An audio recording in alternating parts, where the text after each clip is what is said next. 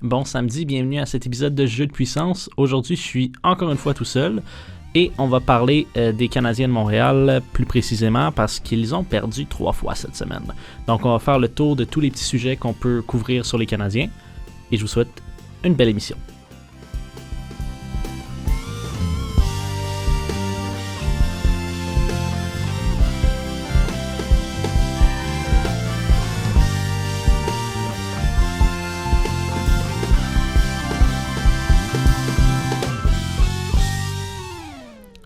Ça va mal.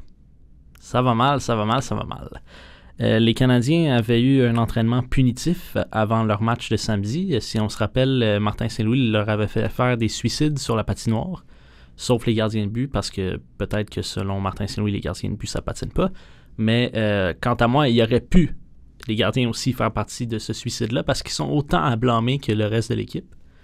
Mais bon, il a décidé de faire un entraînement punitif. Donc, les joueurs se sont brûlés sur la glace. On voyait des joueurs exténués. Ils étaient à terre, la langue touchait la glace, tellement qu'ils étaient brûlés, les joueurs des Canadiens, après cet entraînement-là. Et vient le match contre les Penguins de Pittsburgh de samedi dernier. Défaite de 3-1, les Canadiens, en passant. Et l'excuse principale a été que les tricolores étaient épuisés. Je me demande pourquoi ils étaient épuisés, les Canadiens de Montréal, après avoir eu un entraînement où tu fais juste patiner d'un bord et de l'autre de la glace. Donc, ça faisait pas mal de sens. Vient la défaite contre Calgary en prolongation, où la prolongation a duré moins de temps qu'un petit pipi. Ça a duré 7 secondes. 7 secondes, la prolongation. On perd la mise en jeu directement dans la zone des Canadiens.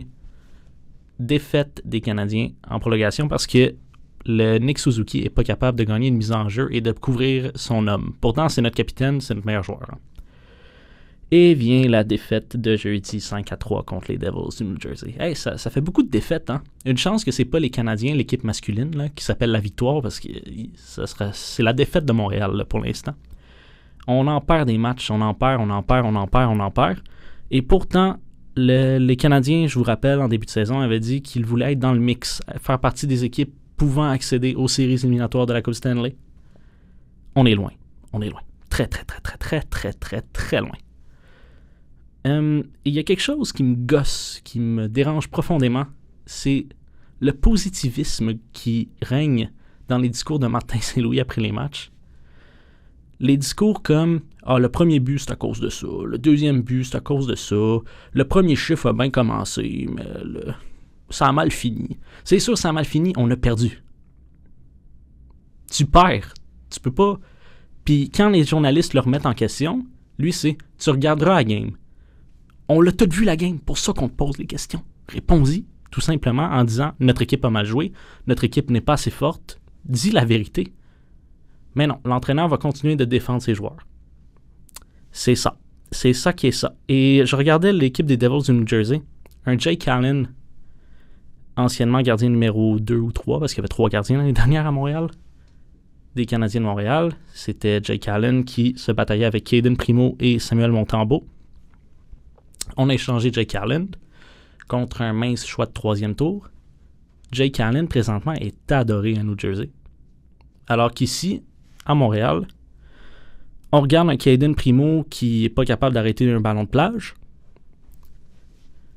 Et on regarde un Samuel Montembeault qui n'est pas capable d'être un numéro 1. Puis c'est facile pour tout le monde de dire ça y met beaucoup de pression à Samuel Montembeault. Avant lui, c'était Carey Price. Puis avant ça, c'était Patrick Roy. Il y a eu José Théodore, Christophe Alluet. Oui, mais c'est ça, la job de numéro 1 à Montréal. Et si Samuel Montembeault continue d'avoir en convoitise, je ne sais pas c'est quoi le mot exact, là, de convoiter, voilà. Si Samuel Montembeault continue de convoiter le poste de gardien de but numéro 1 pour Équipe Canada dans les prochains Jeux olympiques, parce qu'il y a de la compétition, là, parce qu'on n'a plus de gardien avec le Canada, ben là, Samuel Montembeault est en train de donner des raisons de ne pas le prendre. Ça va vraiment pas bien. Je sais même plus où regarder chez les Canadiens de Montréal pour trouver du positivisme, mais Martin Saint-Louis, il en trouve à chaque match, lui. Ça, c'est incroyable. Même après une défaite de 8-2, il peut trouver du positif, lui. Pas de problème avec ça. 8-2. C'est pas un score de hockey, ça, 8-2. Là. C'est un score de football. Mais en tout cas, il en trouve, lui. Autre que Jake Allen chez les Devils, un Jonathan Kovacevic, un petit défenseur qu'on a réclamé au balotage à Montréal, qu'on a échangé cet été aux Devils du New Jersey en se disant on en a beaucoup de défenseurs, fait que pourquoi pas se débarrasser du vétéran Jonathan Kovacevic. Et là, présentement, Jonathan Kovacevic, il a plus de buts que tous les défenseurs des Canadiens ensemble. C'est un défenseur. Ça va mal. Ça va mal. Et c'est facile de dire, on a des jeunes joueurs à Montréal, on a des jeunes défenseurs, on a un Mike Matheson, on a un David Savard comme vétéran, mais c'est pas assez, clairement. Pas assez. Et c'est tellement pas assez que là, à droite, là, si on regarde les défenseurs des Canadiens de Montréal, t'as une première paire avec un Caden Goulet qui tire de la gauche, mais qu'on le fait jouer à droite. T'as un David Savard qui joue avec Lane Hudson, ça va, David Savard est droitier, Lane Hudson est gaucher, tout va bien. Ensuite, troisième paire, t'as Arber Xhekaj et Jayden Struble. Les deux sont gauchers, mais il y en a un des deux qui joue à droite. Nous, quand on a échangé Jonathan Kovacevic aux Devils, qui lui est droitier, c'était en se disant Justin Barron tire de la droite, Logan Mailloux tire de la droite, donc on va avoir un remplaçant plus jeune à Jonathan Kovacevic. Très bonne solution pour Kent Hughes de se dire on va mettre notre choix de premier tour Logan Mailloux, qui présentement a fait 3 points en 5 matchs à Montréal, mais on l'a quand même envoyé à Laval parce qu'il y a des lacunes en défense, il n'est pas prêt, Logan Mailloux. Et Justin Barron, joue pas présentement. Fait que ça va pas, là. Ça va pas. Je sais même pas moi-même où s'en va les Canadiens de Montréal cette année. Je pense qu'il y a un gros problème dans le coaching. Et moi, je pensais qu'on allait avoir un petit peu d'espoir cette année quand Martin Saint-Louis a dit en début de saison je vais sortir le hard coaching. Le hard coaching, c'est que n'importe qui dans ton équipe, que ce soit Nick Suzuki ou une petite recrue, s'il y a quelqu'un qui fait une erreur, il va être pointé du doigt. Je ne le vois pas pointer du doigt personne. Il trouve des éléments positifs à dire à chaque match. Dis-le que ton capitaine a été à chier ce soir. Dis-le. Dis-le. Ça va l'aider à se reprendre. Il va dire « Oh shit, mon coach a dit que j'étais à chier ce soir. Bon, le prochain match m'a me donné. » Mais il y en a un qui n'a pas besoin de tout ça, puis il s'appelle Brendan Gallagher. 6 buts déjà, Brendan Gallagher. L'an dernier, ça allait mal. Ça allait très très mal pour le petit guerrier des Canadiens. Aujourd'hui, je peux vous dire que c'est le seul joueur qui travaille 60 minutes par match. Il travaille. Et ça paye, parce que 6 buts déjà, c'est ton deuxième meilleur buteur après Cole Caulfield, mais Cole Caulfield est payé 7 millions pour la mettre dedans. Fait qu'il y a une petite différence avec Brendan Gallagher qui est payé très cher pour les services qu'il a rendus aux Canadiens dans les dernières années et qu'il continue vraisemblablement de donner présentement. Donc, Brendan Gallagher, quant à moi, a toujours été le vrai capitaine des Canadiens de Montréal. Nick Suzuki a été le capitaine de reconstruction parce que on venait de perdre un Shea Weber qui était le capitaine des Canadiens. Carey Price avait quitté le Canadien. On ne peut pas nommer un gardien de but capitaine pour une raison que j'ignore, mais c'est ça. En fait, non, la raison, je la connais, c'est parce que les capitaines doivent aller voir les arbitres quand il y a des décisions à rendre. Puis faire déplacer un gardien de but de son but jusqu'à l'arbitre, c'est quand même loin. Donc on préfère laisser les gardiens dans leur but. C'est ça la raison, techniquement. Mais on ne pouvait pas nommer Carey Price capitaine, surtout que lui a pris sa retraite, entre guillemets, en même temps que Shea Weber. Donc on a nommé Nick Suzuki comme capitaine parce que c'était le capitaine de l'avenir. Et on est encore dans ce processus-là. Moi, la raison que je chiale depuis le début de l'année, c'est parce que les Canadiens avaient promis une équipe qui allait potentiellement se battre pour les séries. Là, présentement, on se bat pour finir dernier. C'est ça la différence. T'sais. On se bat avec des défaites. Et on se bat avec un coach qui justifie les défaites au lieu de les travailler. T'sais. On perd, on se relève, on se retrousse les manches, on regarde ce qu'on a raté, on recommence, on repart. Puis ça se peut qu'on reperde encore, mais on se relève puis on continue. Là, c'est comme, on perd, mais c'est pas grave. J'ai fait un entraînement punitif, ils ont patiné, ils sont épuisés. Ça va être ça. Ils sont payés des millions pour nous faire gagner. Ils sont payés des millions pour la mettre dedans. Ils sont payés des millions pour que les gens payent des 300, 500 ou pour ceux qui sont assis tout au plafond, des petits 50$ pour aller voir jouer ces joueurs-là. Et tu nous donnes des défaites.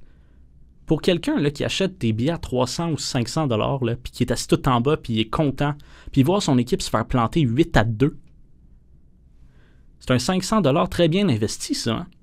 Et le hockey et tous les événements sportifs, tu peux pas demander un remboursement après. Tu peux pas dire « j'ai été déçu de mon expérience, je veux un remboursement ». Ça marche pas de même. C'est pas comme d'autres types de services ou produits. T'as pas de remboursement. Alors, tu te présentes à 500 $, t'es assis tout en bas, t'es fier d'être là, tu portes ton chandail bleu, blanc, rouge, puis tu vois ton équipe se faire planter 8-2 par une équipe d'expansion, le Kraken de Seattle. Ça fait mal. Ça fait mal. Mais bon, on va clore là-dessus pour le Canadien, mais on va parler un peu avant de clore l'émission de l'équipe Canada. Justement, j'en ai fait mention un peu tantôt avec Samuel Montembeault. Ça va être qui le gardien de l'équipe Canada? Je regarde les gardiens probables. On parle de Tristan Jarry, ça va vraiment pas bien pour lui. On parle de Jordan Binnington, ça va vraiment pas bien pour lui. On parle de Sam Montembeault, ça va vraiment pas bien pour lui. Les seuls gardiens, on parle de Stuart Skinner à Edmonton aussi, ça va pas. Mais on parle aussi de Adin Hill. Il n'y a aucun nom que je vous ai nommé là qui est spectaculaire. Là. Je vais vous nommer un gardien des Américains, Corner Hellebuck. Et juste lui, ça en dit long. Là. Je peux vous nommer Ottinger aussi avec les Stars. On peut y aller. Là. On peut le nommer avec les Russes aussi. Là. Vasilevski, Sorokin. Il y en a des gardiens. Là. Mais au Canada, on a quoi? Comme gardien, on n'a pas grand-chose. Le gardien le plus spectaculaire, le plus talentueux qu'on a, c'est un gardien de 41 ans qui s'appelle Marc-André Fleury et qui est à sa dernière année de carrière. Là. C'est sa dernière année. Je ne le vois pas rejouer l'année prochaine à 42 ans. Je pense que c'est sa dernière année. Là. On n'en a plus de gardien au Canada. Qu'est-ce qui se passe? C'est une question qu'il faut se poser. Pas juste aujourd'hui, il n'y en a pas. C'est pourquoi il n'y en a pas de produits. Qu'est-ce qui se passe dans les clubs juniors canadiens pour que les joueurs canadiens, il y en a de moins en moins. On a eu cette réflexion-là il y a comme 10 ans avec les gardiens québécois, avec les joueurs québécois, parce qu'il y en a de moins en moins qui sont repêchés. Les équipes se tournent plus vers les collèges américains. Et là-dessus, il y a quelque chose qui est passé cette semaine, à partir de du mois d'août, cette année. Les joueurs de la CHL, donc des clubs juniors ontariens, ouest canadiens ou québécois, vont pouvoir rejoindre la NCAA ou ce que les collèges américains. Ça veut dire qu'on dit aux jeunes joueurs juniors canadiens, notre programme n'est peut-être pas le meilleur, fait qu'aller aux États-Unis, vous allez avoir une chance de vous faire repêcher, et en plus de ça, vous allez avoir la main mise sur votre futur contrat. Parce que les joueurs des collèges américains, je vous donne l'exemple de Cole Caulfield ou de Lane Hutson avec les Canadiens, ils ont la décision de se dire « Tu m'as repêché, toi, monsieur Canadien de Montréal, je suis fier d'être repêché par ton équipe, mais je choisis quand même de rester 2 ans de plus aux États-Unis avec le collège américain. Et dans ces 2 ans-là, quand ces 2 ans-là vont être terminés, moi, Cole Caulfield ou Lane Hutson, vais avoir le choix de choisir si je signe pour toi, Canadien de Montréal, ou que je signe avec n'importe quelle autre équipe dans la Ligue nationale. » Fait que le pouvoir du repêchage est moindre. Tu te fais repêcher par une équipe en tant que joueur de collège américain et tu peux finalement décider où tu veux aller. On l'a vu avec les Penguins de Pittsburgh de cette année, ils ont dû échanger McGrody. Ils ont dû échanger Braden Yeager pour avoir McGrody, qui ne voulait pas jouer à Winnipeg. On l'a vu avec d'autres joueurs. Adam Fox a été repêché par les Flames de Calgary.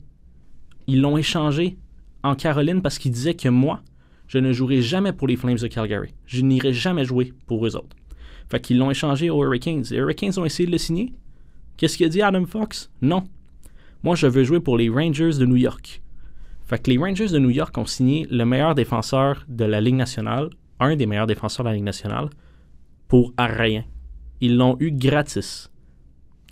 Fait que il y a quelque chose qui va devoir être mijoté par les clubs juniors canadiens avec cet accord qui permettra aux jeunes joueurs juniors canadiens d'aller jouer dans la NCAA. Ça va leur donner beaucoup de pouvoir à ces jeunes-là, c'est une bonne chose pour eux, Mais il va falloir réviser le programme de junior hockey canadien. Il y a quelque chose qui ne marche pas dans tout ça.